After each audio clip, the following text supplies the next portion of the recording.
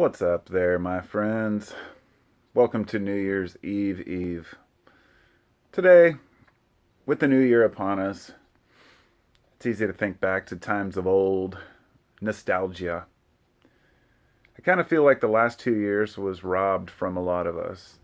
And that's not kind of a pity thing or a whining or boo hoo, because it's one of those things we all share. A lot of people say, oh, they're not affected, and whatever. That's fine. That's great. If the last 2 years you've managed to not have your life negatively affected, I think that's phenomenal. But for a lot of people, everyone I've talked to, it's just been a drag. And even though we try to think positive, we try to move forward, it's frustrating to lose that time. It wasn't lost. Now, back at the beginning of this whole thing in mid 2020, when they said, why did my guitar have to fall down? That's a drag. Well, there's some nostalgia for you.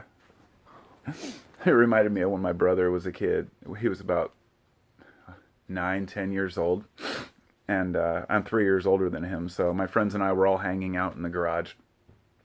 And we were all hanging out smoking weed, teenagers. And he comes out to impress us. And he has this little guitar with a speaker built in. And he goes, a one, a two, clang. And the whole strap broke and it fell on the ground and cracked. We all laughed, and I feel bad in retrospect. That sucks, dropping your guitar. I've had that thing for 25, 30 years almost, so whatever. At any rate, right back to where I was. When this whole first pandemic started, looking back on it, I remember I said, I ain't gonna lock down, we're going on a trip. So the roads were totally empty, and we drove up to Mount St. Helens and basically just slept at the overlooks, even though you're not supposed to, because nobody was going out there doing anything about it. Nobody cared. And going on vacations and trips was great because, we're not people who go to, fairs and stuff, things like that very often. But we do go to concerts. So naturally it affected our summers. The whole summer, we couldn't go out to events or do anything. That whole summer was lost in 2020. This year we were able to go to shows, of course, showing your proof and everything. So it's a different world. And every year is a different world, so that's nothing really new. But my point about nostalgia and looking back is that when you lose a couple of years, one day we'll look back on this and it will be nostalgic. It'll be a memory. And hopefully we glean something positive from it. When I look back on my youth, fortunately I have some objects to hang on to really remind me. One is a journal that I was trying to find on the shelf. It's around somewhere. It's a small journal I got in my stocking for Christmas when I was like 11 or 12 years old. And maybe even younger. I think it was 87. I was about 12 years old. And I've written in it every year since I got it at 12. So 30 something years now. And every year I fill out a new page and I can look back and think, wow, I've changed. But also look at the true me. My true thoughts back then. What was I into? How dumb was I? But even more so, when I was sick I've been sick for a couple days, I busted out some of my old cassette tapes. This one says O School on it. But it's a recording tape from back in the late 80s. And started off with, I've got lots of these. I have all my original cassette tapes. And many of them have lost hidden gems on them. But this particular one has my friends and I playing music together. Some of my brother's earliest recordings. He's a musician as well. Then it also has, I have different tape with my brother and I doing the Today Show when he was 9 and I was 12, is what we called it. And it's pretty vile for kids. I won't even go there. But looking back on these old recordings, my friends and I even have some of our first LSD trips recorded because we had a cassette recorder in the room and we would hit record and forget it was going, and some crazy experiences that I could document in time, but you look back on it and how you remember it is never how it really was. And that's the thing. Our nostalgia is always tainted by what we want to remember, and sometimes it's better just not to know. This happens with the individual, but it also happens with the society. This is something I've learned studying history. The old saying, history is written by the victors, it goes You cannot say that enough times. It has to be known that history is definitely always written by the victors. Once in a while, you can kind of pull out a story of how it really happened, but if somebody wants to wipe out all evidence of something happening a certain way, they've managed to do that through history. In the digital age, it's a little different. I mean, there was a metaphorical burning of the Library of Alexandria every time a leader, an emperor, a king wanted something not to be known. So therefore, this romantic version of history is often obscured by the reality of what really happened, which we will never know. And that's why it's even more important, I guess, in our own lives to not let that happen, to really remember things for what they were. And documenting them on paper or in recording form is amazing. But here's what I'm getting at. When I did this, I did it to where I was writing a page a year in a book, or recording a tape or two a year with my friends.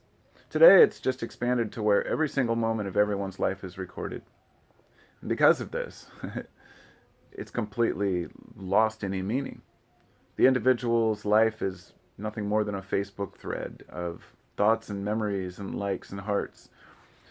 Having a physical representation, at least, of these things, I think, can take me back at certain times to a moment. But the generations of today, assuming that technology continues on its path and we don't destroy ourselves in the next decade, eventually there will be a time where the kids of today will be in their 40s, 50s, and will look back and say, wow, I wish I hadn't recorded all of that. Wow, maybe it wasn't a good idea to remember things as they were. Because when you record every single thing that happens, it's too much. I feel like we've just flooded ourselves, flooded our lives. The old photo album's been replaced with millions of photos lost on a hard drive somewhere. I have more pictures on my cell phone from the last month than I ever took the entire time growing up, because I couldn't afford film. Hell, you had to go get it developed. Yeah, I'm not that old, but, I still grew up with film camera days. And even when digital cameras did come out in my 20s, I never could afford one. They were like thousands of dollars, right? So things have changed, and I guess I can only look at it from the perspective I have. And that's that it is important to document the things we do. I guess maybe to walk away with anything from this, I'd recommend a journal. And to actually record our thoughts in vocal form. To me, YouTube has been probably the best outlet for me to explain how I feel. It's been over 10 years now, and I still can't believe that I make videos just talking about bullshit. And even more so that people want to listen. And hopefully there's a hidden gem in there somewhere once in a while.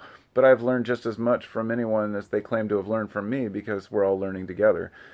I've seen my ignorance. I've learned a lot over the years. Looking back at some of my earliest videos, they were cringe. The way I responded to people was cringe. I mean, I have really... Because when I think back, when we think back, we like to think, oh, I knew what was going on. I knew what was going on. Yeah, well, not really. We have kind of a very skewed memory. It tends to form around the way we want to remember ourselves in the world. And so being real requires that we look at ourselves as we really were. So I can't say whether technology will be better or worse for that as far as capturing every moment, but I can say that we should at least try to sit down and document our true feelings and thoughts once in a while, even if it's in a journal to ourselves. And maybe that's the best way to do it. Because on pen and paper, it's one of the last formats that nobody's going to be able to read unless you let them. And you can't have it hacked or wiped clean or digitally compromised.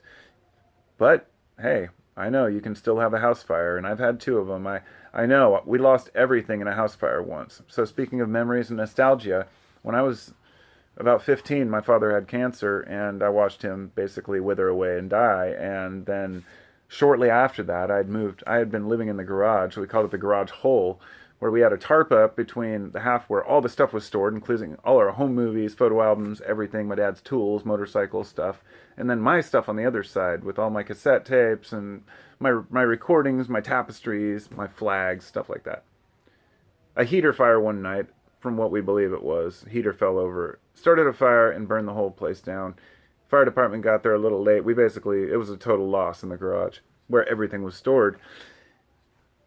And I guess it was heartbreaking because we lost all of those old home movies, those old projector reels, and that was all we had.